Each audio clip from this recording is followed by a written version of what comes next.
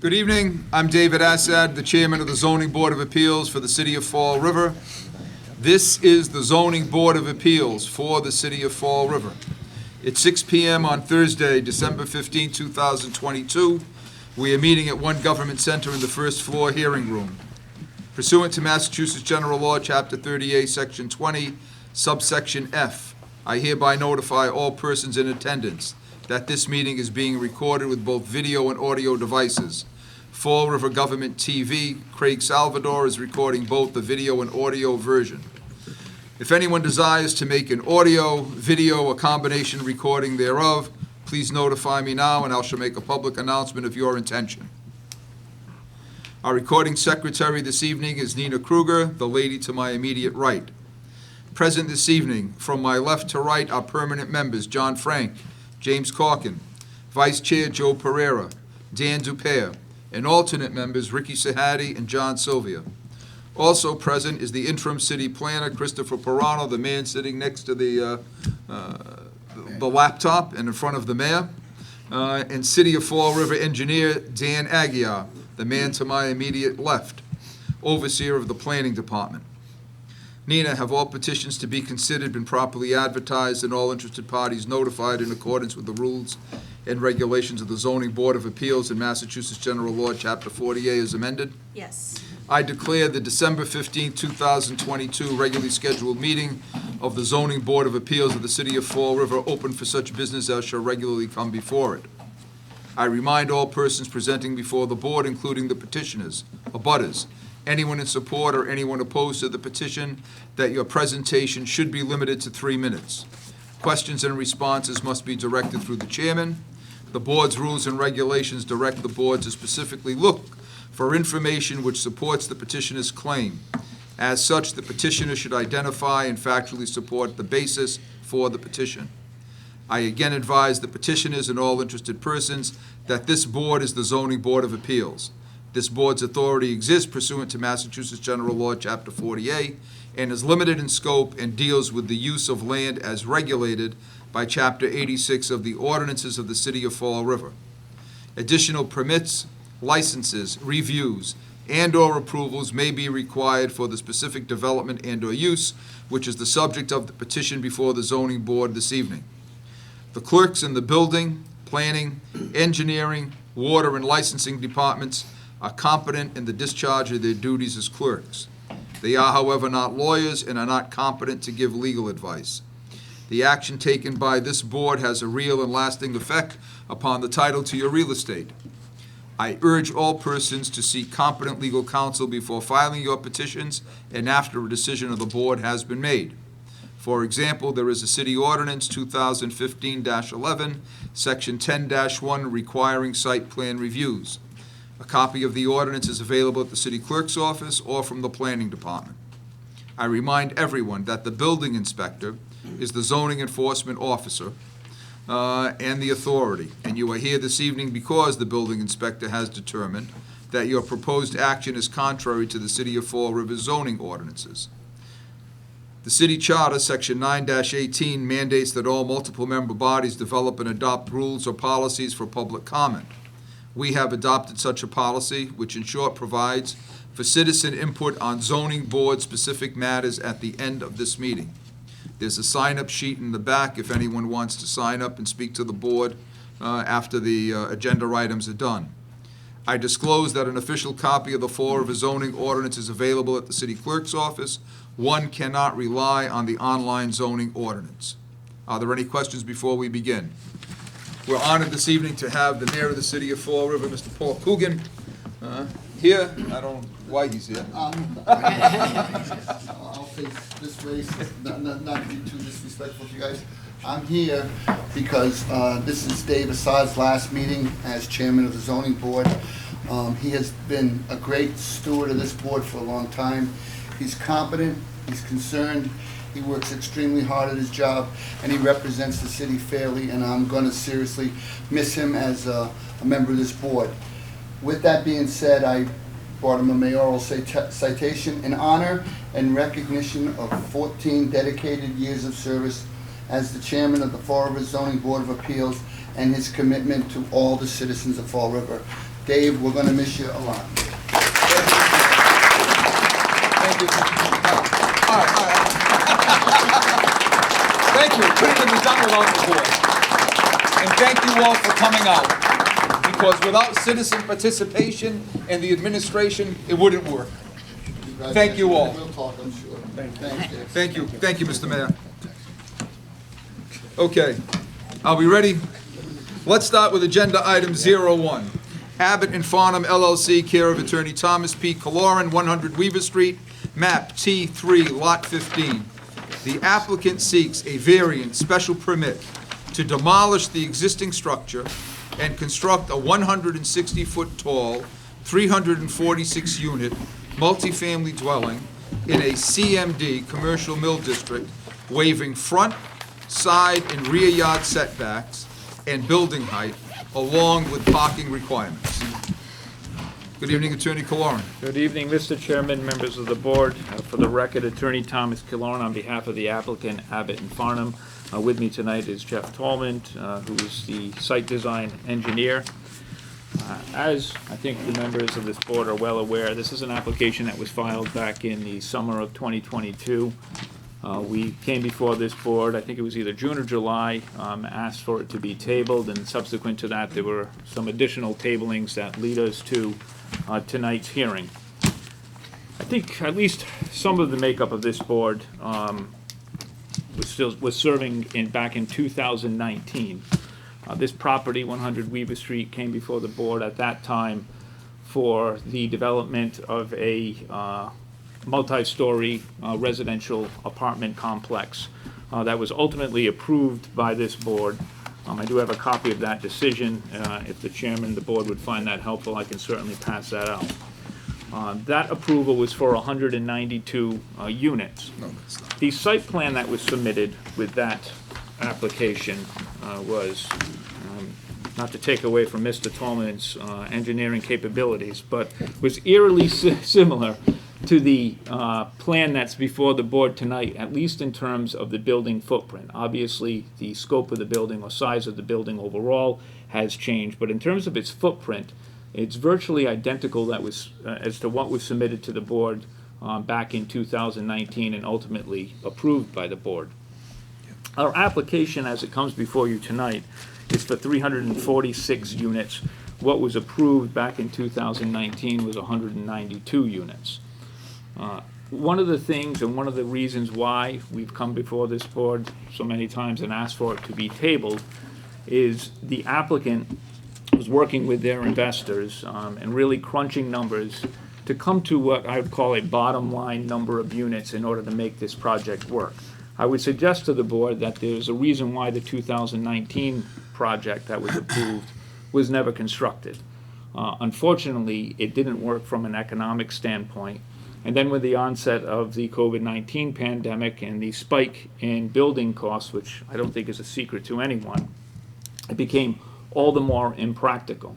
So when this property was being looked at again to be developed, that approval, the 192 unit apartment building, simply wasn't working from an economic standpoint. When we submitted our application, again, it was for 346 units. But again, over the past few months, there have been a number of discussions about how many units is needed in order to make this project work, because there has been some feedback from various city officials about the size of the proposed project. So we're coming before the board tonight, and I just want to make it clear that we're not asking for 346 units any longer. We're looking for virtually a 15% decrease, or 296 units is what we'd actually be proposing tonight if the board was so inclined to grant the requested relief. Again, as stated, the building footprint is virtually identical to what was previously approved. There would be a need for rear yard setback and both side yard setbacks on the east and west side. The closest proximity of the building on the west side is 4 feet. On the east side is 5.8 feet, and the closest proximity in the rear yard is 4.5 feet.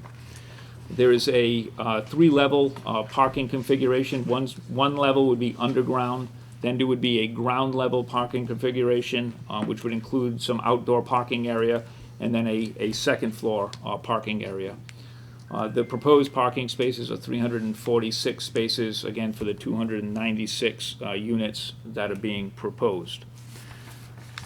One of the issues, I think that, well, it has been voiced by some people in the city. It may be a question of this board. I know it was something that we discussed at one of the hearings that we held in terms of information that we were trying to gather, was a traffic study. And unfortunately, due to Weaver Street being closed, this was not something that we were able to accomplish at this point. But as this board is well aware, any approval that is received by this board, granted by this board, would be contingent upon site plan approval. And certainly that is something that if the city felt was needed, they could require as part of the site plan approval process. Unfortunately, and it was something that we hoped to be able to have completed and be able to present to this board, it's just not something that they've been able to do at this time. Having said that, and Mr. Tolman maybe can expand upon this point a little bit, based on the configuration of the units that are going to be there, and it's being proposed as being 2-bedroom, 1-bedroom, and studio-styled units, this is not a development that is conducive to family-style living. We think this is going to be young professionals or empty nesters, which would certainly reduce the amount of traffic. It's going to be people that are leaving for work in the morning and returning later on at night. There's not a lot of residential use in the immediate area, with the exception, as I'm sure this board is aware, of the Border City Mills Apartments, which is immediately adjacent to this property. That's a 5-story, 107-unit apartment complex. So I think the use that we're proposing here certainly fits in with the character of the neighborhood. So we have a large residential use next door, and then we have some, what I call a mix of commercial style, industrial style uses nearby. But from a location standpoint, it's ideally situated. It actually butts against the Route 79 expressway. It's less than 1.5 miles away from the new commuter rail train station that'll be opening. And we think that this proposed use is something that would be beneficial to the city and beneficial to its inhabitants. It'll be obviously a brand new structure with brand new apartment units, and it will hopefully help revitalize the city's ongoing revitalization. Mr. Tolman, anything you want to add on the traffic component? Not at this time. If questions do come up, maybe I could answer them. But at this point, I think we're good. Obviously, the building height exceeds what is allowed by zoning. It's presently being proposed as a 12-story building, about roughly 156 feet in height. We understand that exceeds what is allowed by zoning, but I would suggest to the board that is what is necessary in order to make a development at this piece of property viable. With the reduction in units, I think we would lose a floor. That is correct. So- Based on a recent discussion, that is correct. So that would take off 1 story, which I think is roughly about 12 feet or so. Yes. Obviously, we'd be happy to entertain any questions from the board. Well, the use, as I understand it, looking at the tables, correct me if I'm wrong, please, you could have the multifamily dwelling units under our grid, 20 or more, as a matter of right. You don't need any permission for that, is that correct? Special permit? Correct. CMD, special permit, you need that to have the 20 or more units. Right, a special permit. That's for the use, but the use is something that's considered in this district. Correct. Okay. The variance has to do with the height and the dimensional requirements of the building. Those are the waivers that you're looking for by way of variance, is that correct? That's correct. The lot as it exists is a conforming lot. There's nothing wrong with the lot. It's the development of it that's requiring you to ask for these variances and special permit. That is correct. And the hardship that you're looking for is not one dealing with the shape, topography, or soil condition of the property. It is the hardship from the financial point of view of this particular development. Is that correct? If I understand what you're proposing? That is correct. Okay. Right. All right, members of the board, I mean, that's their presentation. Yeah, go ahead, Dan, you got your hand. Ask the question. Okay. What's your configuration for the units? You said 2, 1, and studio. What are your numbers? Proposed is 70% would be 2-bedroom, 15% 1-bedroom, and 15% studio, which is about a breakdown of around 210 2-bedroom, 45 1-bedroom, and 45 studio. I think I did that off of 300 units, but, so it'd be a slight difference based off of 296. So 210 2-bedroom, Correct. 45 and 45? 45 and 45. Right, which gets you to 300. I know, that was the number that I thought we were at. It's actually 296, so I can run that again. And what's your height? You said it's gonna change. No, Probably be closer to 144 as opposed to the 156 that's shown on the plan. do you have a precise, because if the board is thinking of granting it, I don't want you coming back for 2 feet.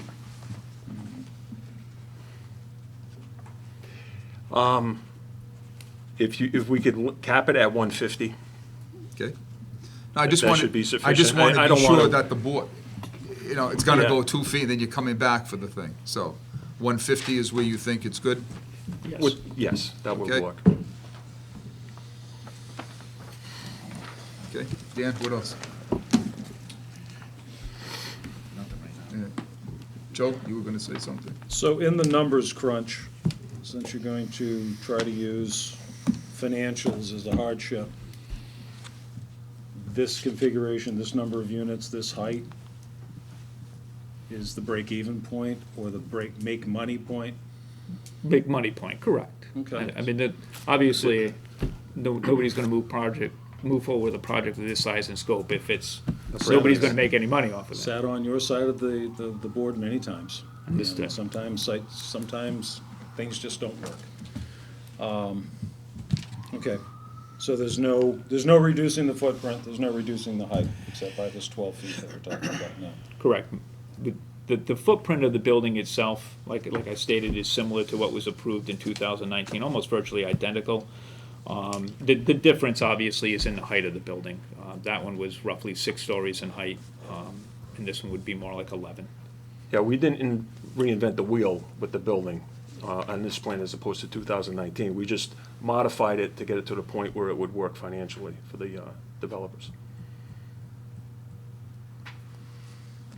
I have nothing else, Mr. Okay. Chair. Jim? Just the stories in the paper about a targeted population, did that not materialize, or was just that not part of the goal? I think it didn't materialize, and it's not certainly something that would be part of the Yeah. presentation of what we're bringing to this board. Yeah, anything else? Jim? John? No? All right. I'm gonna ask Dan, after we get the citizen input, if there's anything that the Director of Planning and Engineering should tell us about. Is there anyone here in favor of this petition? Is there anyone here opposed to this petition? Okay, so I'll stop, Mr. Cavallo, I'll start in the back because I don't see anybody on this side, nobody on this side, but I'll start with Mr. Cavallo, then the gentleman next to him. I don't know if anybody else, then I saw Attorney Levin, so we'll let Attorney Levin have the last word. Joseph Cavallo, 400 Columbia Street, Fall River. Almost identical to me is like if I had a twin. From 2019 to now, this is different. It's not identical. And just as a backstory, I had phoned Abbott and Farnham way back and spoke to a Mr. Perez. And I didn't say that I was in favor or opposed. I was just looking for information. And and we spoke at length.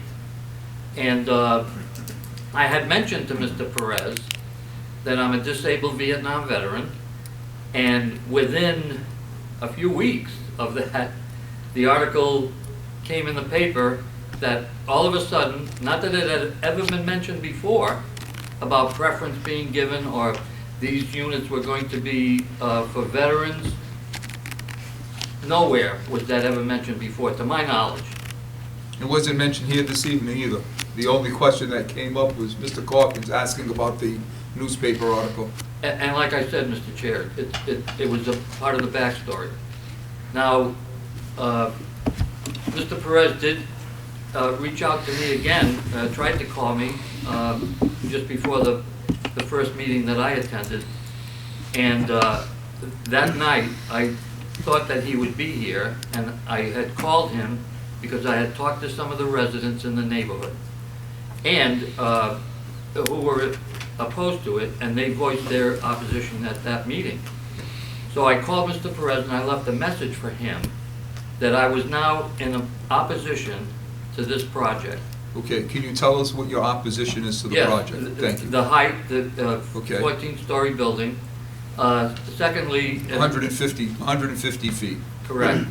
No, I just want to be clear about the height, because Mr. 11 Tolman said story. 150, it was 160. The Yeah. ordinance provides for 80 feet or 6 stories, so it's greater than what the ordinance is. Go ahead. Yes, and one of the other principals, Mr. McCarrick. No, tell me about the project. The personalities don't excite me. Well, no, it wasn't personality.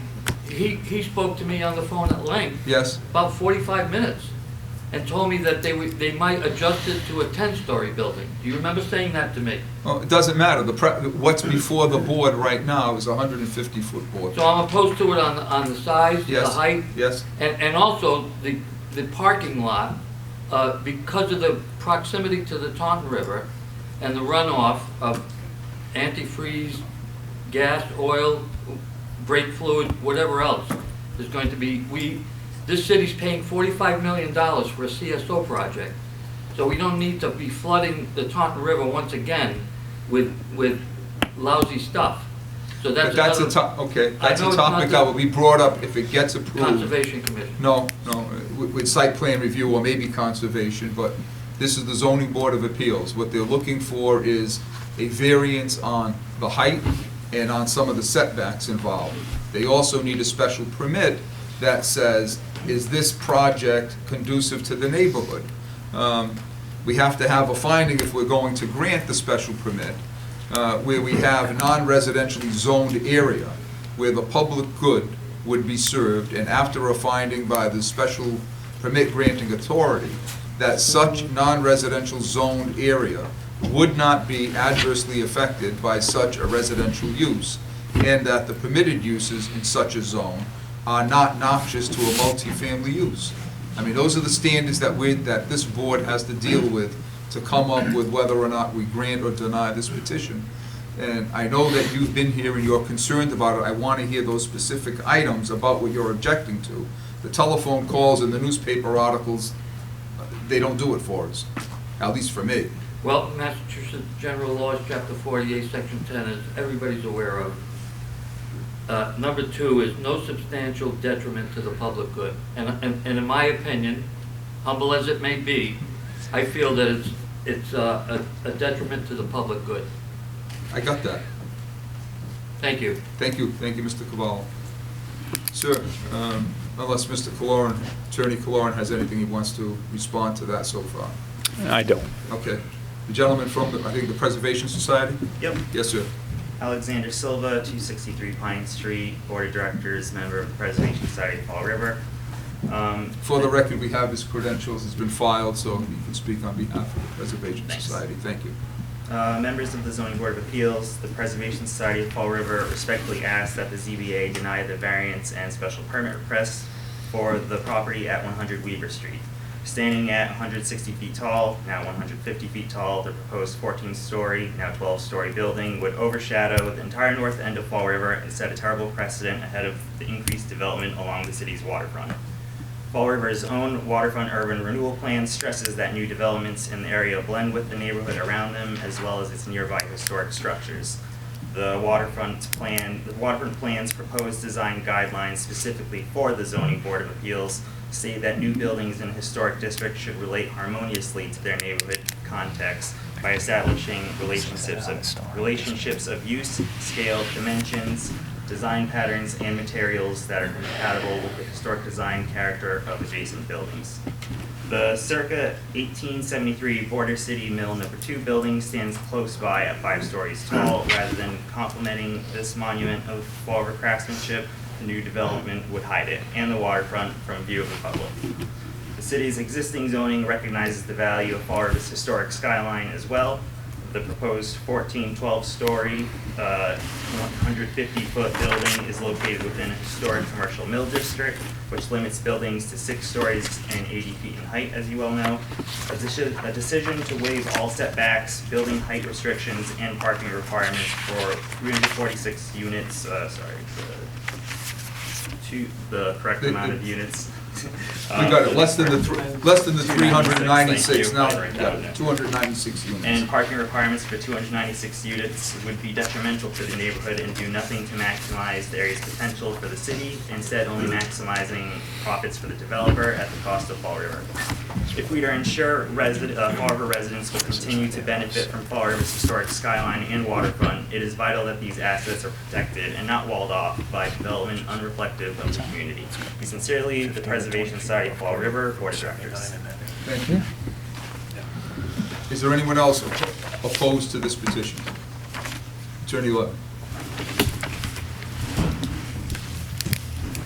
Good evening, Mr. Chairman, Madam Clerk, members of the board. My name is Attorney Mark L. Levin, law office at 138 Rock Street, Fall River, Massachusetts. I'm here tonight representing the Stanley Street Treatment Resources, Inc. They are the parcel directly across the street from this applicant at 75 Weaver Street. They strongly oppose this project, not only from the community in the area at large, but the personal injury that they believe they will suffer. First, happy to hear that some of the points that I would normally make aren't necessary, would be that once you eliminate this building, then you got 2.9 acres to do whatever you want with it. Certainly a large piece of property to conform to what the zoning bylaws require. The statute under 48, section 10, specifically says this board can grant if 3 things are found. All 3 things have to be found. 1, owing circumstances to soil, shape, topography, with the structures affecting this property than anyone else's. Well, they've conceded that that's not the case, and in fact, most of the properties are very odd-shaped along the waterfront just by the natural curve of that property. They all have that over there. So I won't even get into that detail, what is required to prove, because they haven't met that burden. So that's already a reason not to approve this. Second, the one thing that they do say, the reason why they're asking you to build such a large project with the number of parking spaces that won't be adequate for this property, because now I've heard they're going to be 2, 1, and studios. I assumed before these were no more than 1 bedroom, and that the fact you would have 2 bedrooms in there certainly encourages the idea that they might be a family, might be parents with 1 child at least. So you will find cars not only on that property but on the street and across the street, which my clients are afraid will be their property, where they had painstakingly built their property to make sure they met the requirements of parking for what they would need and for their structure. So the hardship, they're not telling you they can't use the property for reasonable purposes.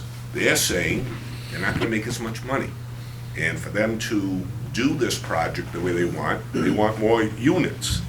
Now, the law is very clear that the deprivation of a potential economic advantage does not qualify as a substantial hardship.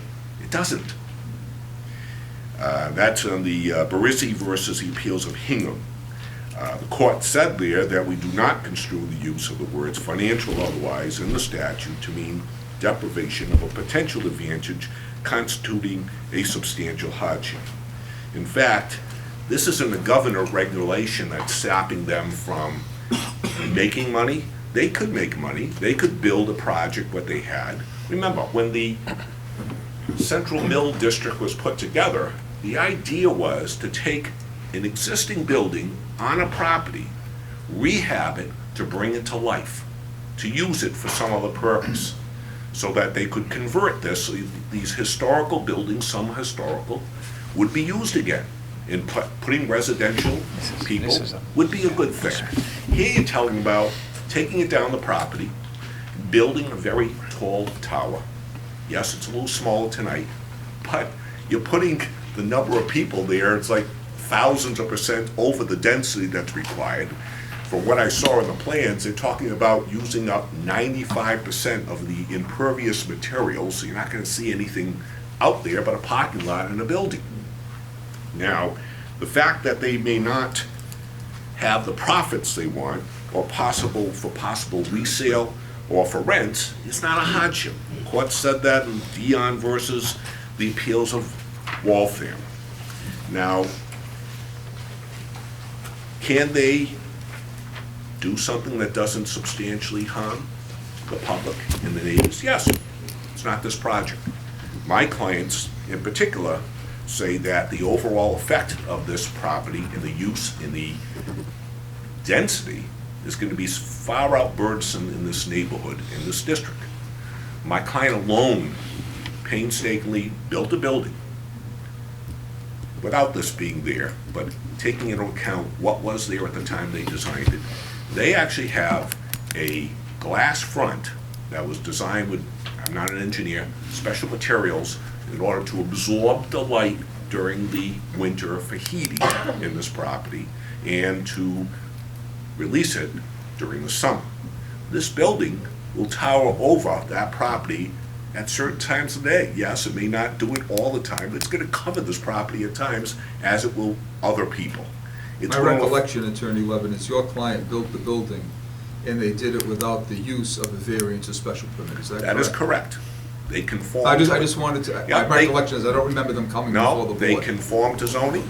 They built it particularly to make sure they would meet that zoning. They made sure that their parking spaces would meet for every use of that property, and that's the other fear they have. You're only talking about reducing it by 50 units. You're still saying you're short 100 and some units for parking. And that's only if you have one bedroom with two people that have two cars. Now I hear there's gonna be two bedrooms there. You could have 3 cars for each of the owners. Where are they gonna park? My client shuts down in the evening and opens up at 5 in the morning. It's an empty parking lot. It's open. I think I know where they're gonna park. They're either gonna park on Weaver Street, which is, as they say, very congested now, and will be in the future, especially with the activities that are going on there. They're either gonna have to park on Weaver Street, or they're gonna, unfortunately, park on my client's property. And at 5 in the morning, when the patients come in, they may not have a place to park, or make it very inconvenient for them. Some of these patients use walkers and other facilities, wheelchairs, to get into the property. This is going to interfere with them. It's not just a guess, it's actually, it's going to happen. My client shouldn't be burdened to hire guards to police their property at night to make sure it isn't overburdened. Now, Section 86(2) of the zoning bylaws has a purpose. It's supposed to promote the health, safety, convenience, and general welfare of the city. Not only is it supposed to do that, you're supposed to be able to use land to make sure it lessens the congestion in the streets, to not overcrowd the land. Here we're talking about a tower and complete parking lot for the entire piece of property. You're gonna have problems with giving adequate light to not only my client's property, but others, as someone mentioned before. It's gonna tower over them. Now, no one's saying the property shouldn't be used for some usefulness, and it can be. Almost 3 acres of land, you could build something practical and not interfere with all your neighbors.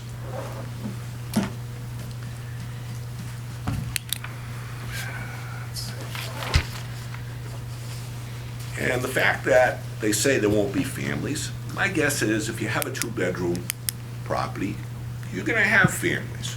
You're gonna have a child on that property from time to time. Where are they gonna play? They're gonna play in the parking lot, they're gonna ride their bicycles in the parking lot, they're gonna ride their bicycles on Weaver Street.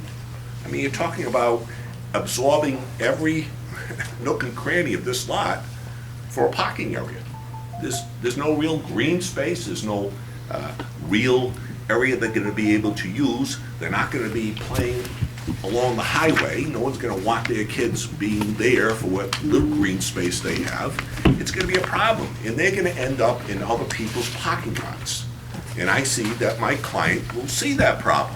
Not that they object to the occasional use of it, but with, now 196 apartments, you're gonna have a lot of people looking for parking spaces and using their property instead. I think that you're opening up something that actually throws out your entire bylaw.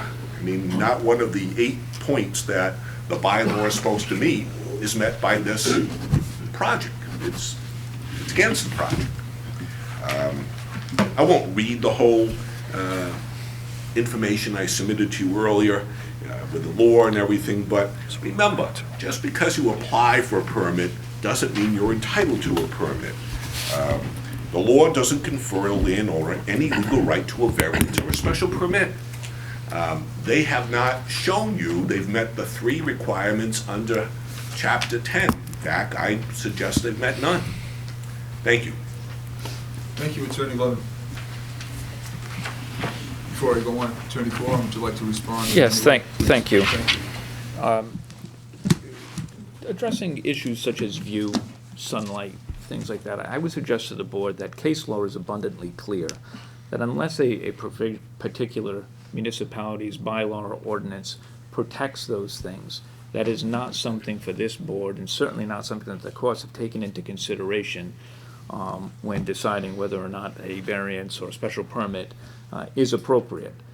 To suggest that, the construction of this building or perhaps any other building on this property is going to deprive their neighbor, Stanley Street Treatment and Resources, of sunlight in the way that they constructed their building, I would suggest is a bit of a specious argument, and I would ask the board not to really take that into consideration when making a determination tonight.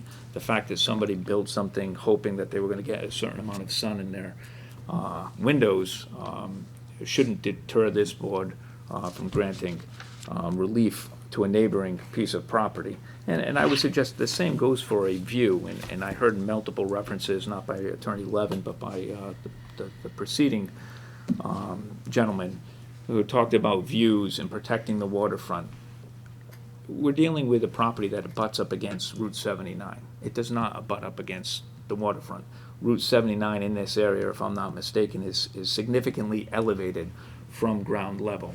So there, if you're standing out on Weaver Street and looking out, you're not seeing a water view from that area. And if you are, I would suggest you've got to strain considerably in order to see one. The building itself that's at the property is not a historic commercial mill, as I think Attorney Levin was alluding to in terms of what was in mind when this commercial mill district was put into place. It's like a prefab steel building that's there. We're not demolishing something that looks like the Border It's a City Mills. conforming use in a commercial mill district. Right, but it is building not. itself. The building itself, it's Right. a manufacturing facility. Domingos is making engineered wood. Right. But it's not an old It commercial is mill not. in the city of Fall River. That is my point, that what's being removed isn't the Border City Mills type of building. Which again, there's been plenty of references to that by me, by some of the others that have spoken tonight. I mean, that's 107 units, that's 190 bedrooms that's there. So obviously there's multi-bedroom units in that facility as well. I would suggest to the board, as far as what our research could tell, there's not issues of overcrowding, there's not issues of kids overrunning the neighborhood, there's not issues of parking spaces from neighboring properties being occupied. I would suggest that that's a bit of a disingenuous argument and purely speculative on the part of Attorney Levin. I know he suggested to the board that it's definitely going to happen. I would suggest to you that that's not something that's going to happen, and if it was something that could be easily rectified by Stanley Street Treatment Resources, and it wouldn't require the posting of guards as suggested. I understand the preamble to the bylaw. I understand the sections that Attorney Levin wrote. It's his opinion that what's being proposed would detract from the safeguards that are outlined in the preamble, from the health, safety, general welfare of the city and its inhabitants, create overcrowding. I would suggest that that is not the case. I would suggest that, based on the type of units that are going to be constructed there, that the parking is certainly adequate, that nobody's health or safety is being jeopardized if this project were to move forward. I would suggest just to the contrary, that there's going to be a beautiful new building constructed for the inhabitants of the city and perhaps others who are looking to move into the city in which to reside. With the advent of the upcoming of the commuter rail, there's going to be a desire to have some new housing for people, for young professionals, and we'd suggest that this building provides just that. Thank you, Attorney Kaloran. Mr. Chairman, Yeah, Ricky? one quick question. Am I hearing you correctly? Are you saying that if this project is approved as is, there are no parking issues whatsoever? Am I hearing you correctly? Is this what you're telling us? What the parking that we propose, we anticipate that it's not going to be an issue. That's what I'm suggesting to the board. How many, Mr. Chairman, how many parking places are not contained here? Why is the variance needed? How many are we short? They're not looking for a variance on, or a special permit on a waiver of parking. Right, but I mean, it is short though, right? Yeah, no, they are asking Yes. for a Yeah. request, special permit with Right. regards to a reduction. With So how reduction in short are parking? we? Twice as many as what they have. Twice as many. 146 parking spaces. So that being the case, there are no. Why parking didn't I issues. see that? This is what you're telling us. I'm suggesting that the parking that is proposed, we're confident that it would be adequate for the units that are contemplated. I think you're passing words. Just read the advert. All right. I don't mean to be evasive to your question, Mr. Sahadi. I don't. We're asking for relief from the parking requirement. The relief that we're asking for, we think would be adequate for the units. Along with parking requirements, I got it. Okay. Right, that's all, Mr. Chairman. No, you're right, Ricky, it's No, not Rick- one-to-one, they need a waiver, a special permit of the reduction in the parking for Right. this particular And project. approximately, they're one half short. That's Is that correct. Mr. Agia? Yeah, so I had a question. But, all right, wait, Ricky, is there anything No, else? that's it. All right, Dan, because I was gonna ask you, give the board the benefit of Attorney your Kwan, you review. keep referencing the original approval back in 2018. Do you know what the parking ratio was at that time, what it was approved for? I do. Give me 1 second, I can tell you.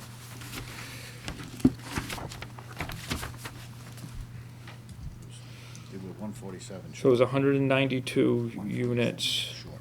It was 237. And 237 spaces. 237. 237 What is that spaces. ratio? My math is poor. Can you just tell me what that ratio is? Is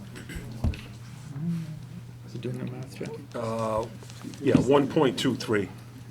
Spaces per unit. Okay. And what's the ratio now? So 296 and 346. 1.17. 1.17. So we have a slight difference in the parking ratio. Right. Correct. On the building itself, when we're talking 11 stories, how many stories are residential? Are the parking decks included in that 11? Yes. So the entire So- structure is no more than 11 total I stories? think it would be including- nine residential floors. So Okay. the ground level would be parking, and the first story would be parking. So you could say that the height of the building, the required height, is to accommodate the parking That's correct. as That's as correct, decks? yes. Okay. Beyond that, so the applicant understands that if the board finds its way to approve this, this building footprint is what you're locked into, nothing else. This is a specific building showing on the plan that will be approved, this is the footprint, no alteration to it. Understood. And then just lastly, and this is just a matter of how things work, for 6 months when we've asked for items to be tabled, we've requested that if a revised plan be submitted, that it is done well in advance of this meeting so that proper review could take place. That clearly was not done. and I know that I've reached out to you multiple times before every meeting, including within the last 2 weeks. And I was, you know, when I was told, I think we're going ahead with what was originally submitted. So to come in tonight and then just change numbers around without a specific plan to look at or approve is kind of difficult, I would think, for the board to move on something that is this significant. But again, I don't vote, I'm just offering up what my opinion is. Okay. Thank you.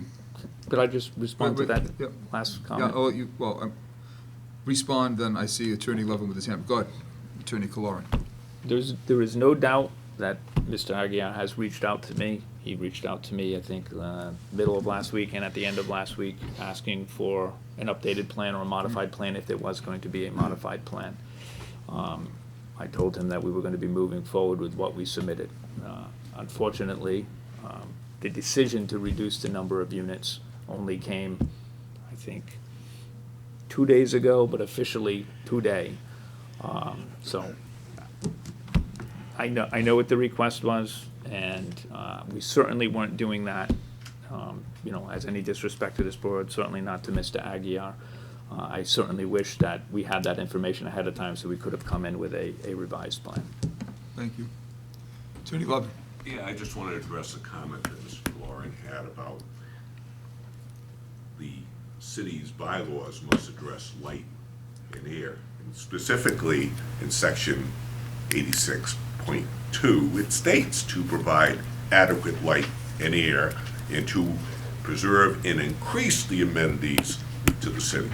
So it is there. You have the right to look at how the injury will be to neighbors, including my client, who will not be afforded the right to use what the zoning would have allowed and not interfered with their property.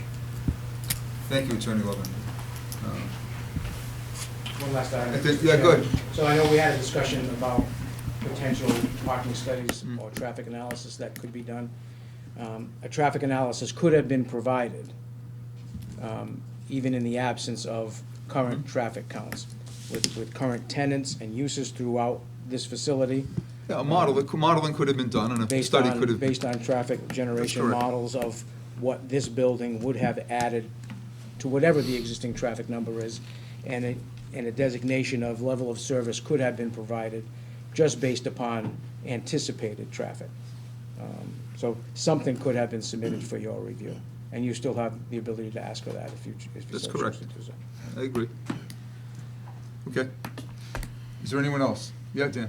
Just to bring this to light, originally, like you said, 2019, it was 192 units. Only 20 of those were two-bedroom. The 172. Dan, go back and read it. I mean, it says, it was age-restricted of older residents. The unit breakdown, 172 one-bedroom and 22 bedroom units. That was what Right. that decision. Right, so No, I mean, in they're not, regards- they're in not. regards to parking, Apples and saying it's- oranges. They're two right. different projects. Yeah, okay. I think- Anyone else? I think the reference, Mr. Yeah, go ahead. Mr. Chairman, the Where's the reason why footprint? for the reference to that was, I understand it's a different unit configuration. Certainly, it's a taller building, certainly there are more units. The reference to that, though, is that the footprint of the building itself. Yeah, you made that clear. Okay. I don't know, I think everybody got that. Understood. I got it. Fair enough. What is the status of that variance that was granted? Has enough It's been lapsed. done? Is lapsed. void It's because it was, It's okay, lapsed. so It's- we're it's- back to, I No, just no, wanted to. I yeah. think the argument was nothing more than the board had considered something back in June of 2019. Yeah, This is where we came from. And now we've got this other proposal, but it's the same footprint. but- Yeah, it, But it's not viable yeah, anymore. they haven't cleared the It's not- lots no, or it's not good, anything, no. no action. Okay. All right, so is that it? So, members of the board, that's what we've got. You've got two pieces. You've got a variance piece and you've got a special permit piece.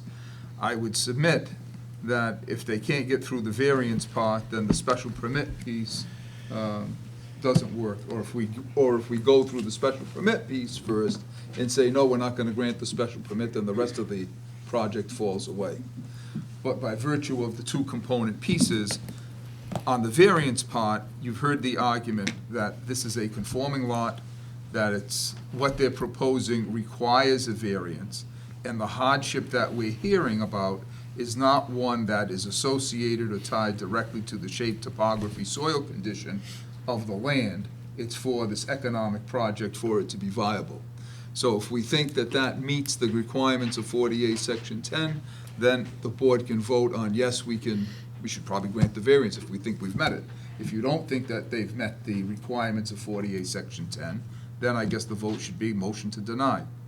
As far as the special permit goes, special permit saying in this commercial mill district, multi-family residential units are a permitted use if the board finds, and it's a specific finding, after a specific finding by the board, that such non-residential zoned area would not be adversely affected by such a residential use, and that permitted uses in such a zone are not noxious to a multifamily use. This is still a commercial mill district. There's still commercial uses that can go on there, industrial types of uses.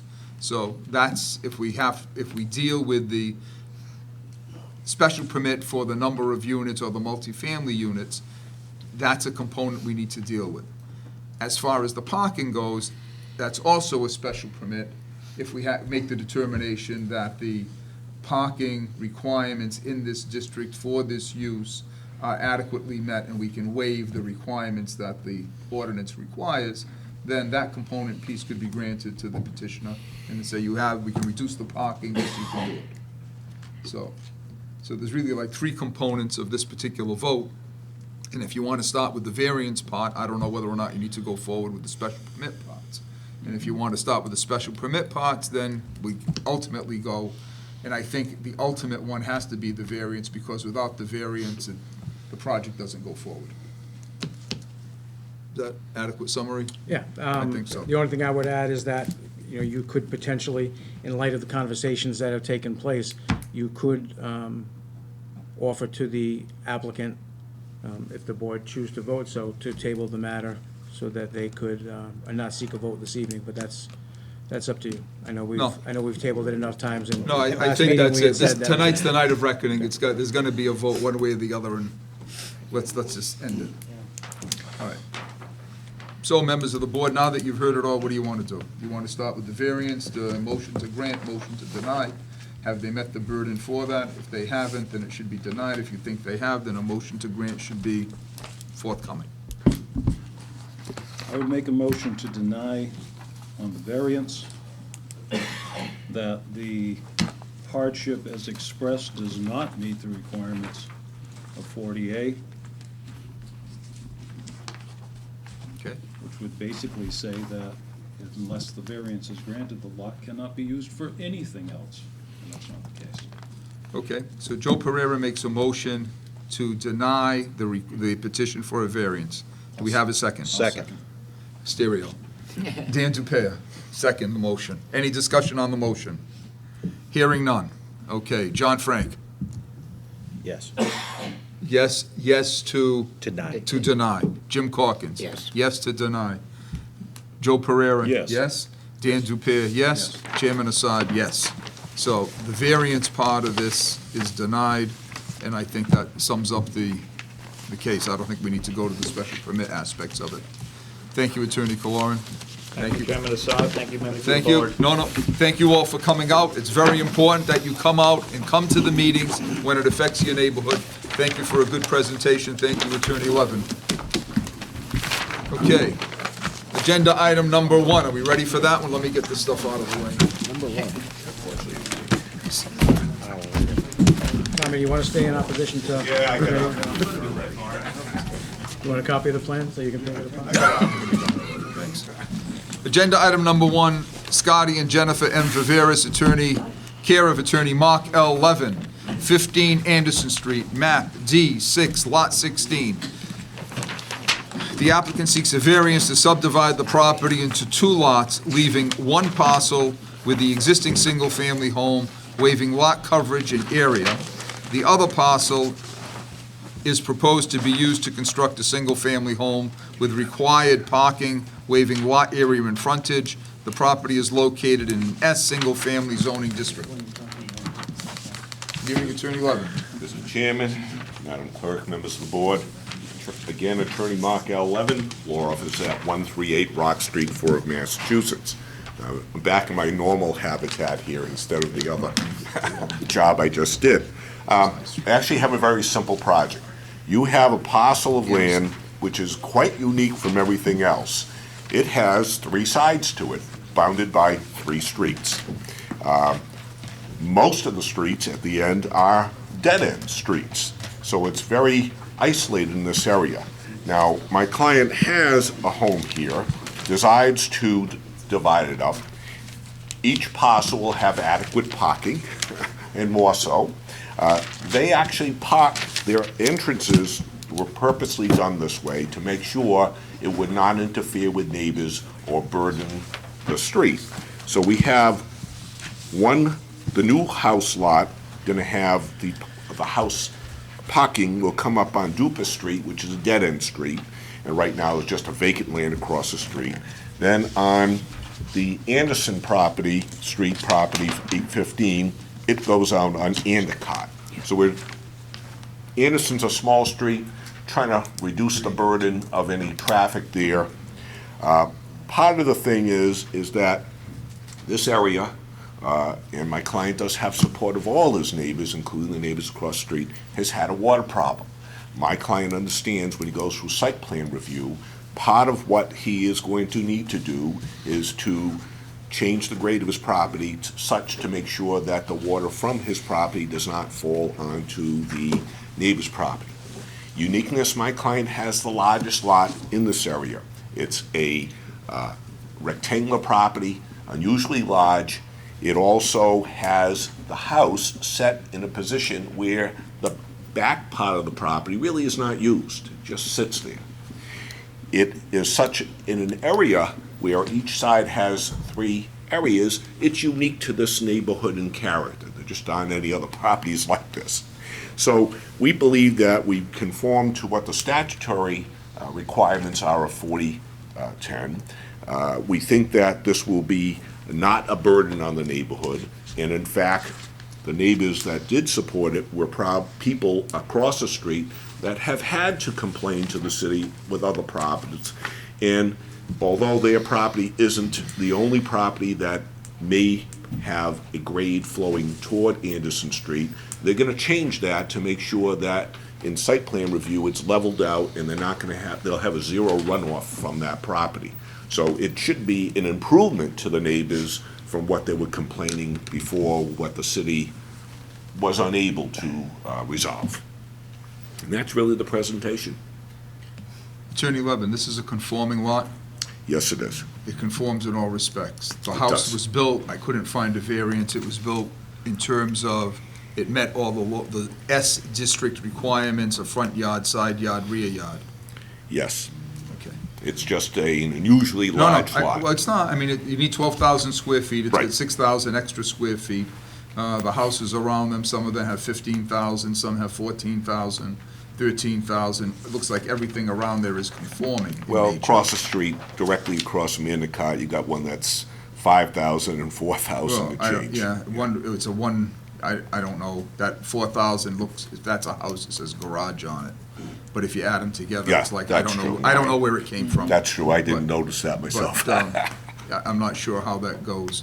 But under, so the proposal is I have a perfectly conforming lot with a house that's built there that conforms in all respects. And what I want to do, or what the proposal is, to create 2 non-conforming lots. Correct. In contradiction to 8634C that says, no yard or lot existing on the effective date of the ordinance from which this chapter is derived shall be reduced in dimension or area below the minimum requirements set forth in this chapter.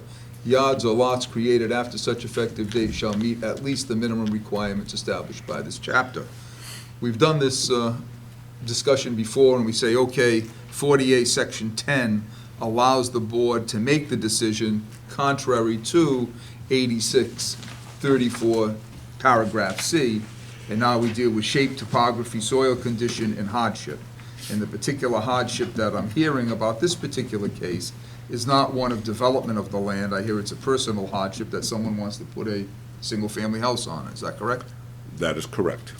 That's all. It's based on but it is an unusually large size. No, I got it. Its shape I is- understand what you're saying. I just Okay. want to make sure that I'm not missing All right. something in what's there. In that the grade is another thing that we're looking at to improve. Right now, it slopes off toward Anderson that allows water to flow naturally off the property that my client had no legal requirement to abate, but he will do so by building something and having to raise the grade and change that problem that's in the neighborhood.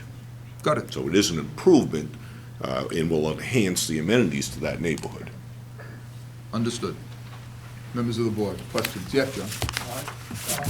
Mr. Aguirre, I know that you were at a meeting a couple weeks back, and the city has actually spent money to fix that flooding problem. Are you confident that if this was approved, that there wouldn't be an issue? I'm just thinking common sense wise, when you add another property into an area that's already flooding, are we gonna have that issue? And then it's gonna be the taxpayers that are gonna have to pay this like we did for that area there. So what I would offer is that common sense isn't so common, but you seem to have it. There is, without seeing a design, or seeing a plan that shows topography or what the implementation of this drainage design would be, I could give you no assurance that the existing flooding problems would not be increased or decreased without having a design in front of me. And I might remember, correct me if I'm wrong, but that property that is having the issue that the city paid for, I thought you had said during the meeting that it probably wouldn't have been approved, you know what I mean, in today's day and age. Correct, Okay. because it does, a portion of it does fall within the flood elevation across the street, having to do with the brook behind the property. Thank you. Is that these? But that's not my client's property.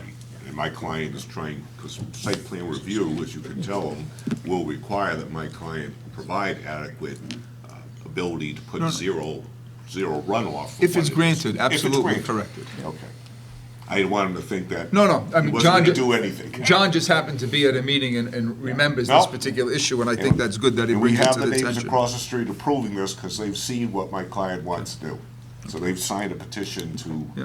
to ask that this be approved. Okay. Dan, did I see your hand up? No? Joe?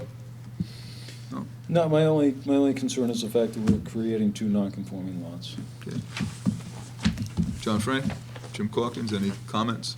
Okay. Is there anyone here in favor of this petition? Yes, sir, would you identify yourself, please? Richard Powell, 50 Anderson Street.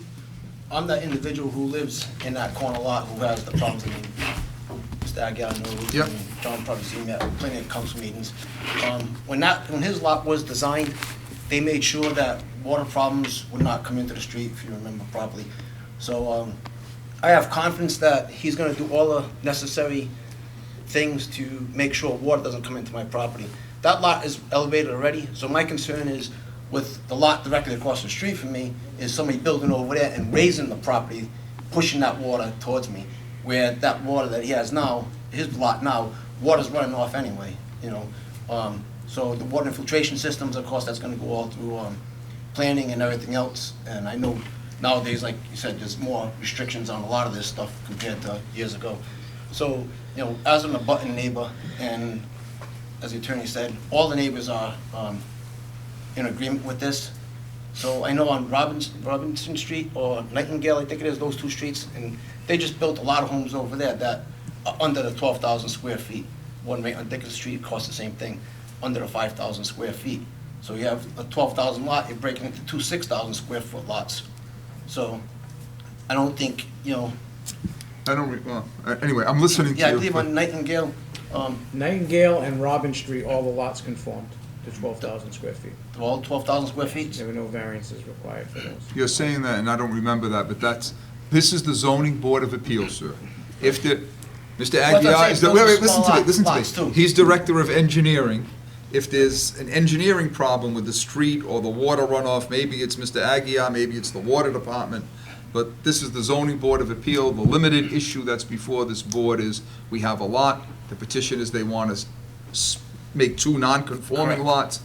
The site plan review, if this board grants it, may address some of that, but I think your question about the water runoff and the drainage might be better addressed through Mr. Aguiar's office or another Right. city department, but not the zoning board of appeals. Right, and that's when I think a lot of that stuff will be addressed and not gonna affect me really. So that's why I'm in favor of him being able to split the lot and being able to build the, another small home on that lot. I got it. Because I know like on Dickinson Street, up the street more, the lot across the street, that's well under 5,000 square feet.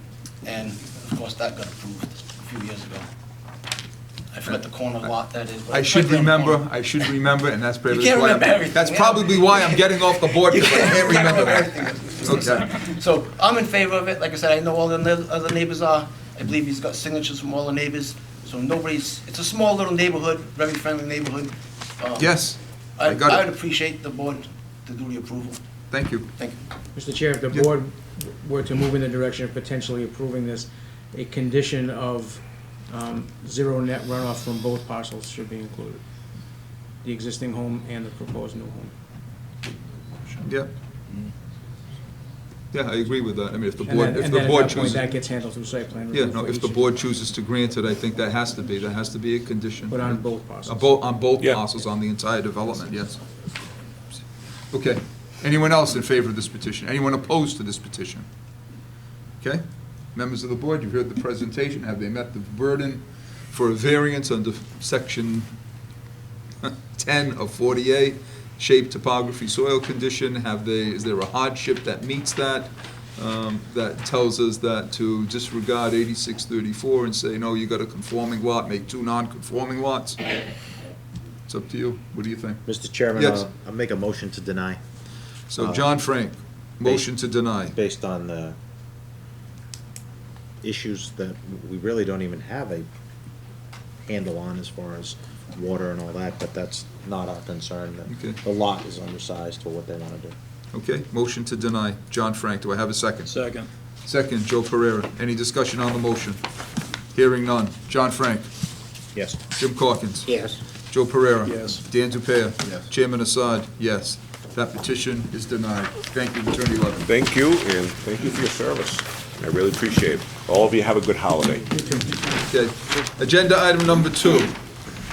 Scrub Realty LLC, 122 Rhode Island Avenue, map E51. The applicant seeks a variance to add a 28-foot by 36-foot extension to the existing building, waiving lot coverage and rear setback in an R4 two-family zoning district. Good evening, sir. Good evening, Rich Riccio from Field Engineering. Rich Riccio, I've been waiting for that name. Go ahead. On behalf of the applicant, Scrub Realty. This is the Sonny's Car Wash on Rhode Island Ave. If you recall, we were before the board, I believe it was 5 or 6 years ago, maybe, This one I do remember. with for a similar request for the enclosure of the self-service wash bays, which have now been installed for a number of years, and as far as I've been told and heard, with no issues. The proposal before you this evening is simply to construct an addition over the entrance to the automatic car wash. A portion of the operation of the automatic car wash is exposed to the elements, and they would like to enclose that as part of the improvements to the site. It's a 28? 28 by 36. By 36-foot addition, totally over existing concrete and pavement, as shown on the plan on the screen. There's a second minor addition, which isn't increasing the footprint of the building. It's more or less a facade expansion within the existing roof overhang on the exit of the building as well. But that's not expanding The roof overhang goes into the side yard. No, not on the exit. That's fully conforming. Okay. Yeah, no. The request is for the extension of the building within the rear yard setback. It's no closer to the property line. No increase in impervious. As I said, it's over existing. It's over existing, it's in line with Impervious. the line. Correct. The hardship related to this lot is obviously the size and the shape of the lot, and the existence of the existing building. There's really no way to install the addition in any other. And you did it by way of a variance, I don't think you could have done it as a special permit. Okay. All right, let's see. Correct. It doesn't interfere with the traffic flow, that's Correct. not gonna change. No, anything, correct? nothing's gonna change with the traffic flow into the car wash. It's just a structure over it, that's it. Yeah, they're trying to, yeah, yep. Okay. Will that be two sides and a roof, just like a tunnel Yeah, coming in? yeah, it's gonna be an extension of what's there now. So a lot of the car washes I've seen, those are plexiglass or glass or something, so that the people, Yeah, I believe they're gonna extend, because that front does have a glass front that fronts Rhode Island Avenue now, and that the intent would be to extend the similar construction across not our that. purview, it's just curiosity. Yep. Okay. Anyone here in favor of this petition? Anyone here opposed to this petition? Dan, is there anything I need to know?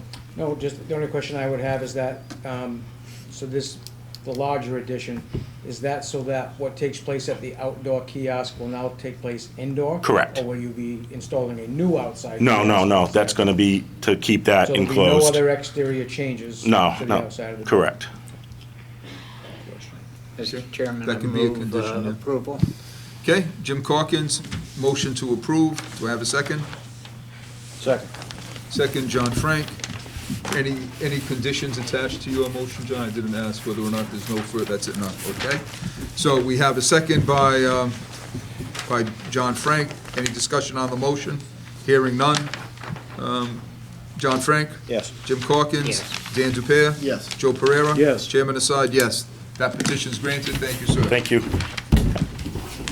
Thank you for your service here in the city. Okay, thank you. Good luck Okay, in your next- future. My future is going back to the office. Going home. Let's see. Agenda item number 3, DCH Realty Trust, care of attorney Thomas P. Killoran, 118 High Street, map N8, lot 78. The applicant seeks a variance to construct a 2-unit townhouse dwelling, waiving front, side, and rear yard setbacks, lot coverage requirements, and frontage/dimensional requirements in an A2 apartment district, zoning district, and an AOD arts overlay district. Good evening again, Attorney. Good evening again, Mr. Chairman, members of the board. For the record, Attorney Thomas Killoran on behalf of the applicant DCH Realty Trust. Here before you, seeking relief in order to construct a 2-unit townhouse residential dwelling at property. Right now, it's currently utilized as a parking lot.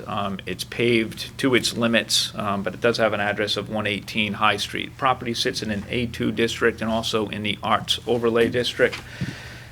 We had originally, or I should say in our application, we requested variance relief. In taking a look at the Arts Overlay District ordinance, I believe, and obviously I'll let the board make that determination, but I believe that much of the relief that we're looking for can be granted via special permit.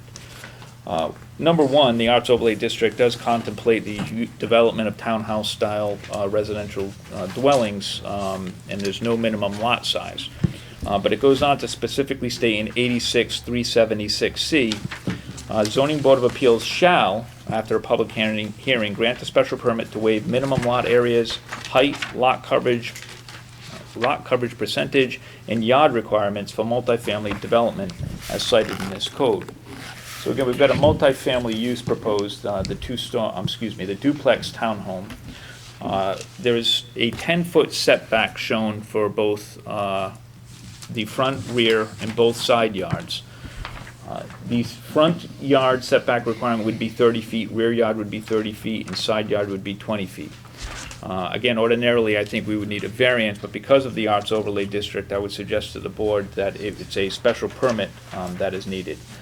With regard to lot coverage. That's under 86-376, sub-paragraph C. That's correct. And there's also sub-D that deals with townhouse development, and those areas have no minimum lot sizes. Correct. Okay, go ahead. Because I just want to make sure that I'm understanding that I'm reading this as a special Arts Overlay District in the exception of 86-376. Correct. Okay. And then in the lot, with regard to lot coverage, what I'll call the underlying district, A2, would be 30% lot coverage. We're proposing 75% lot coverage. Currently, the lot, again, it's a parking lot paved pretty much to its limits, has 100% lot coverage. So we would actually be reducing the lot coverage, but again, I think under the AOD district, this board could grant a special permit as opposed to a variance for the lot coverage of 75%. We provide adequate parking. We meet the bylaw in terms of off-street parking for each particular unit. Again, this type of development is encouraged in the AOD district. It's probably about, as the crow flies, maybe a half mile away from the new commuter rail, maybe a little bit further. It's within a half mile of the MBTA if you did the half mile buffer. And I think it touches this thing on Duval Street, the proposed depot. So the only reason why I'm saying, it was a 4 to 8 apartment unit in 2005 before it burned down. So that lot had 4 to 8 units on it. And I'm surprised that no one ever came back in to try to redo it. And I'm surprised that it's only 2 units and not 4 units that you're looking for on this particular project. But in that, you're only looking for 2-unit townhouse. Right. And in speaking with the applicant, and who's also the owner of the property, I think they were looking to put a use on there without overburdening the site, being able to comply with parking, and they thought this was the best use for the property. Okay. Thank you. Members, questions on this particular project? So, but I think it was in 2005, there was a fire, 2006, it was raised, it was a 4 to 8 unit building, the thing's been sitting vacant, it's in the Arts Overlay District. Under 40A, Section 3A, the new MBTA, and I'm always amazed by it, that everybody knew that it was happening before we had the vote, but it already happened. And it's within the bus station, it's within a half mile of the bus station. And I think as I was looking at the buffer zone, it was touching that piece on Duval Street where I think it is, but anyway. And I think the design is thoughtful in regard to 86-376, that the parking space shall not be between the street and the front of the building. No. And it's designed to wrap around the side of the building on either side, so the thought went into the design on this. Okay. All right, anyone else? Any comments, members of the board? Any questions of Attorney Kaloran? Is there anyone here in favor of this petition? Is there anyone here opposed to this petition? Okay. Dan, is there anything we should know about it? I agree with Attorney Kaloran that this could be moved as a special permit. If the board does vote that way, make it conditional upon the additional special permit. But it was advertised and done as a variance. Correct. So let's do it as, if we're going to grant it as a variance. That's fine. Okay. In that way, I'm not dealing with, it was advertised as a special permit, we're doing this, we're doing that. And then the only other thing is that you would be removing the existing non-conforming use, where a Which is the- standalone parking lot is not allowed in the A2 district. No, so. it is not, but it will bring back multifamily that is in fact Correct. conforming use. Yep. Okay. Okay, members of the board, what do you want to do? Motion to grant, motion to deny? I move we grant. Jim Corkins, motion to grant. Do I have a second from Jim Corkins? Second. Second, Joe Pereira. Any discussion on the motion? Hearing none. John Frank? Yes. Jim Corkins? Yes. Dan Dupere? Yes. Joe Pereira? Yes. Chairman Assad, yes. Okay, that petition is granted. Thank you, Attorney Great, Kaloran. thank you very much. Congratulations, Mr. Chairman. Thank you. Hey, he's got 4 hours back into his month now. I still have to sign decisions. It will be accounted for. I think that's gonna be date night now, 4 hours. Well, 4 hours. Okay. Agenda item number 4, Straight Shooters, care of Attorney Peter A. Solino, 30 Front Street, map K03, Lot 1. The applicant seeks a special permit to operate an establishment in the CMD, Commercial Mill District, Zone District, that serves alcohol but does not prepare nor serve food. The applicant also seeks relief for off-street parking requirements. Thank you. For Now, I think purposes if you of the... made hot dogs, you wouldn't have to be here because you'd fit into it. Go ahead. Good evening, members of the board. Peter Solino representing Bob Albin, the petitioner. I should note before I begin my presentation that I was at the site this afternoon with my client. Subsequent to that, he had some type of a medical event which places him in the hospital right now, and that's why he's not here, because he was hoping to speak to you about his operation and his relocation. So a couple of his family members are here behind me and would do their best to fill in for Uncle Bob if they had to answer questions. But with that segue, the site that we're talking about is 30 Front Street. It's a mill just north of 195. Mr. Albin has been at 288 Plymouth Avenue, which is a mill just south of 195, for 31 years operating straight shooters. That mill, as members of the board probably know, was sold and all the occupants were asked to leave. So he's in a position where he was asked to leave. He currently has an agreement with Michelle Pelletier and Jefferson Realty to move into a portion of the first floor and a portion of the second floor at 30 Front Street. It's kind of an odd layout, that's why I went to see it today. So when you're looking at the mill, if you're in Front Street, to the left of the front door, there are going to be 8 pool tables on that first floor there, and there's a handicap ramp. And then there's going to be 12 tables on the second floor, which are connected by an interior staircase. So that's the reason for the design. When you look at 86201 in the commercial mill district and the allowed uses, establishments serving alcohol are not allowed. Mr. Albin has a beer and wine license, which are part of his operation. And as a consequence, that's why I sit before you on behalf of Mr. Albin this evening. It's the beer and wine component. When you look at the uses, offices of any kind, including medical, allowed, retail store, outlet allowed, banks and financial institutions allowed, restaurants, other eating places are allowed, and then accessory uses to the foregoing and art uses, performing arts, etc. So when you look at the table, it says that establishments serving alcohol, a bar, saloon, or other establishments serving alcohol are allowed by a special permit. And so the first ask in my petition is for a special permit to allow my client to move straight shooters from 288 Plymouth Avenue to first and second floor, 30 Front Street, Fall River, to continue the same operation that he's been running for the last 31 years. The second component of the petition is the parking. So the parking of the site is unique, and I also went there today to look at it. So on the engineered plan, there are 51 spaces listed. Front Street, as depicted here on the screen, has approximately 26 spaces up against the building. Then behind the building to the northeasterly direction, so bottom right on Chris's screen there, there's parking.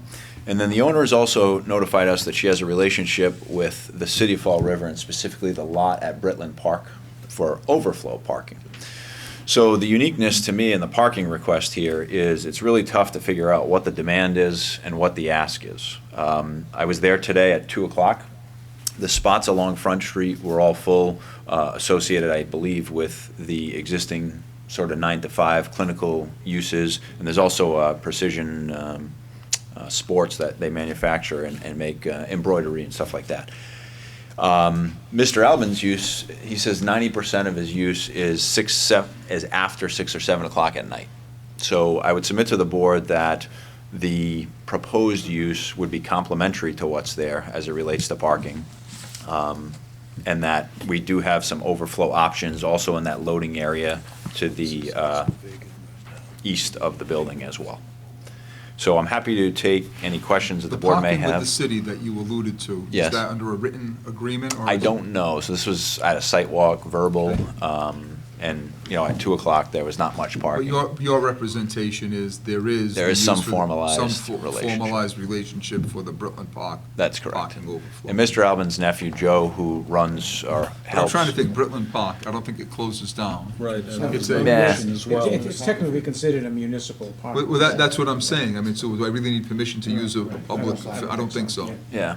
But it does allow you some type of, you know that there's It's- other it's parking. near- It's it's within there, but two- they don't end up with exclusivity on that because it is a Yeah. public park. Right. I would look at it the same way you would look at it as available on-street parking. Yeah. I agree. Okay. So that's my presentation. Happy to answer any questions. Like I said, I have some family here that can pinch hit if I can't answer the question. Like I said, as of 2 o'clock today, I thought Bob would be sitting right here and tell you that he was excited to open and answer your questions. No, okay, thank you. Is there any kind of straightforward? So, the special permit determines that such change or extension shall not be substantially more detrimental than the existing non-conforming use to the neighborhood. So you've got this mill building, you're letting him go into it because he's serving alcohol. Is that going to be a detriment to the neighborhood and to the use that's there? And then the next level would be if we grant the special permit for the moving the establishment to this 30 Front Street, then do we waive or do we grant a special permit for parking based on what exists on the site and the proximity to Britland Park? So those are the two component pieces. And I guess we should have two separate votes on it, one for the change of use, or letting the use go into the 30 Front Street. If we say yes, then we need to go to the parking. If we say no, then I guess it's all over. The board could also weigh in on with regards to hours of operation. Yeah. We've been so heavily involved with residential stuff that we haven't had to deal with that in a little while. Okay, so but- we can deal, do you know the hours of operation? Could I Attorney call Sue? Joe? Of course you can. Yeah. Joe, can you come on up? Yeah, let's get it. I mean, it's, Again, Bob, I'm sorry, but Bob knew all that stuff, but I don't. So say your name for the record, please. Joe Aruda. And Joe, explain how you're related to Bob and your role in the operation. Yeah, I pretty much manage the business on a day-to-day basis, the operations and whatnot on a day-to-day basis. Bob is my uncle. I'm related to him through my family, and I plan on taking over the business after him. Through our forced relocation, we were in one location at 288 Plymouth Ave for 31 years, which was also a mill building, which we occupied the second floor of over there until we were forced to relocate to the new mill building, which we'd be moving into now. Can you speak to your hours? That's the Yeah, specific- our hours of operation are from 10 a.m. daily to midnight with 2 a.m.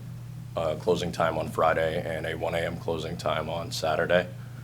and that's in compliance with your liquor license. And this is the zoning board, not the licensing board. I just want to make sure we don't do anything that's No, going to. and ultimately, we have to see them next if this goes No, through. no, but Yeah. I just don't want this board to do something that's going to be contrary to what the licensing board has. No, and when we do get there, we're asking for the exact same hours that they have now on Plymouth Avenue.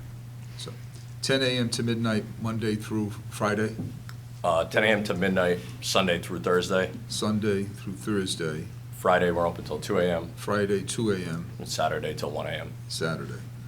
Always open 10 a.m. Yes. 10 a.m. is always the start date. Okay, start time. Okay? Thank you. That's when the Signage. retirees go in, so if you need something to do during your day. Well,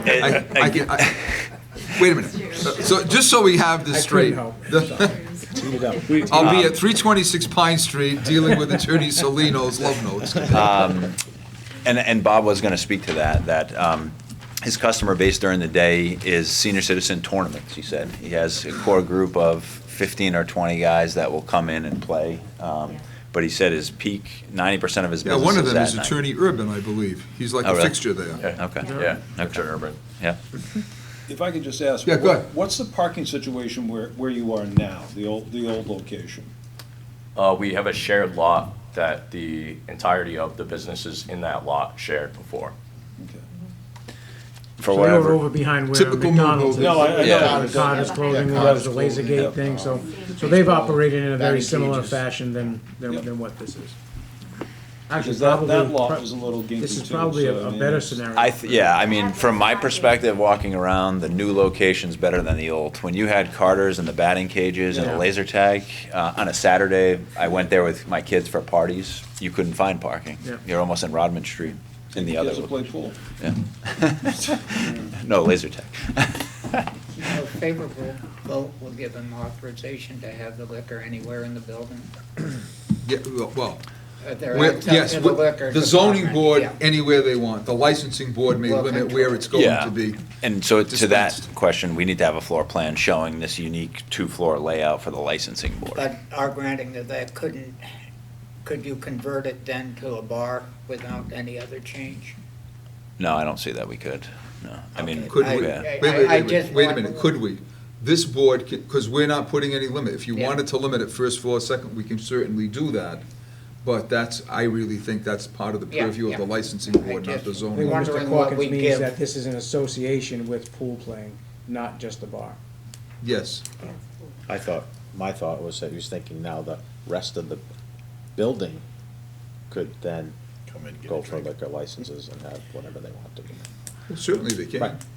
Is that what you were saying? No, I think what he's saying is, can all the units in the building become places where they serve alcohol? And I was careful in the drafting to say that the applicant seeks a special permit to permit the use of a leased portion of the property. It's only limited to this particular portion. Correct. We're not granting it to the whole building. We're only dealing with one business. One applicant. Well, other tenants. Do you need us to be specific square footage and all that? Is that? I don't think so, no, because I think the lease and the floor plan for licensing will dictate the area. Which I don't think we have, that, you don't, the No, square footage or anything. because so the chain of events here is that my client spoke to Mr. Hathaway, he said we had to come here.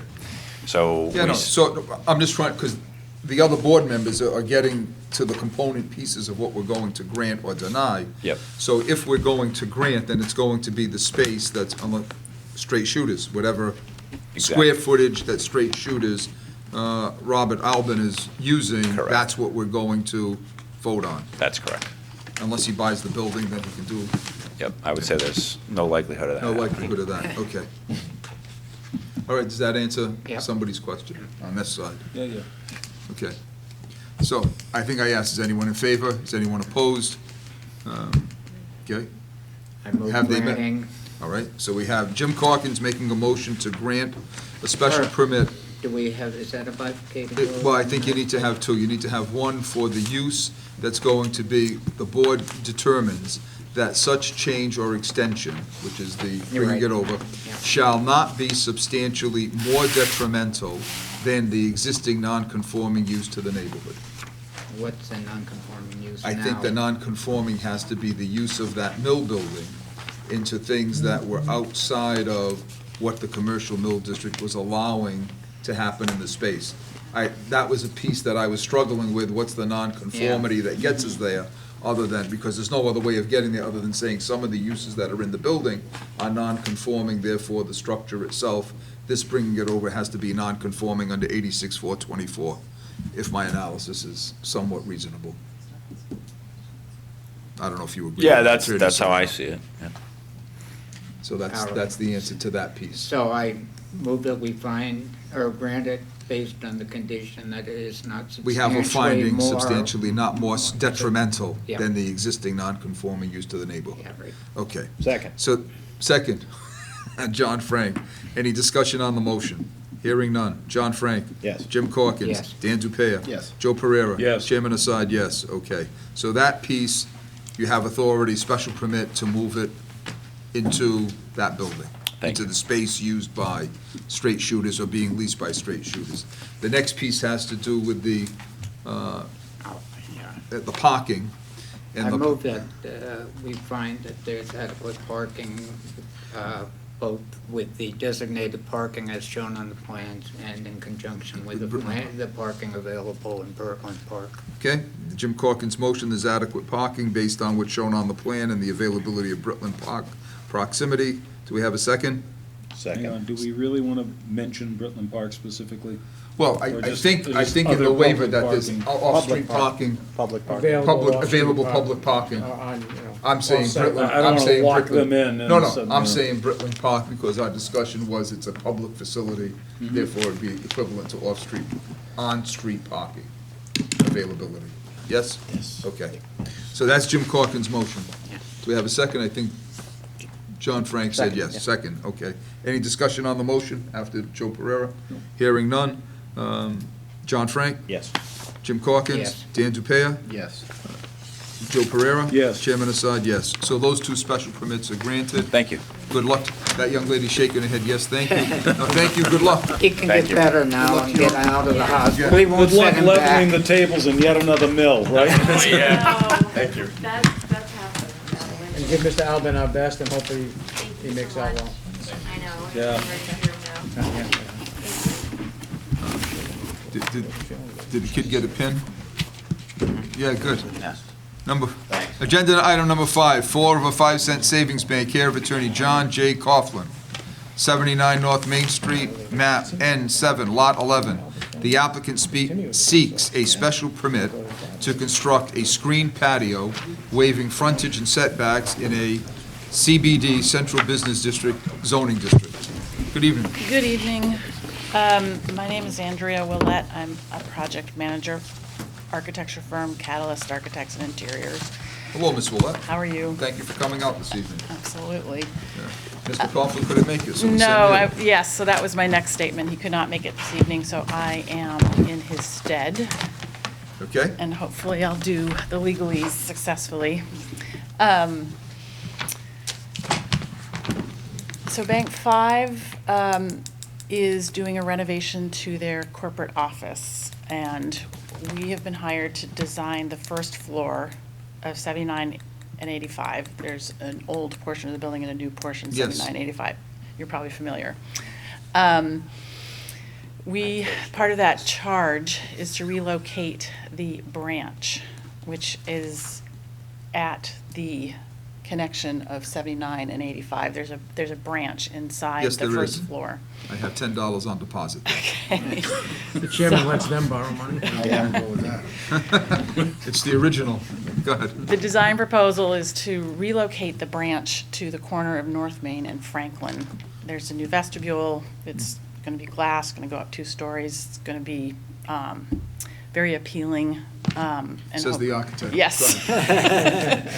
At the current entry to the building, there's an existing granite stair, a landing, and a handicap ramp. With the new vestibule, we will have an accessible walkway at a lesser slope than a ramp, a stair and a landing. The area that is, so that's the branch. The inside corner, we are asking for relief at the front yard setback to construct a raised patio, which is going to be an outdoor space for visitors to the bank and employees of the bank. So where the current ramp is now Yeah, is going, that's coming out. right. And that's where, but it's in this, it's not, you're not going any further than where that is. If anything, you're getting, at least I was looking at it, I think you're getting a little bit closer than where the current ramp is. Well, correct. We are a little closer. We're basically on the property line yes. with that low wall with the glass screen above. Okay? Yep. And that's what you want to do? And that's what we want to do. Okay?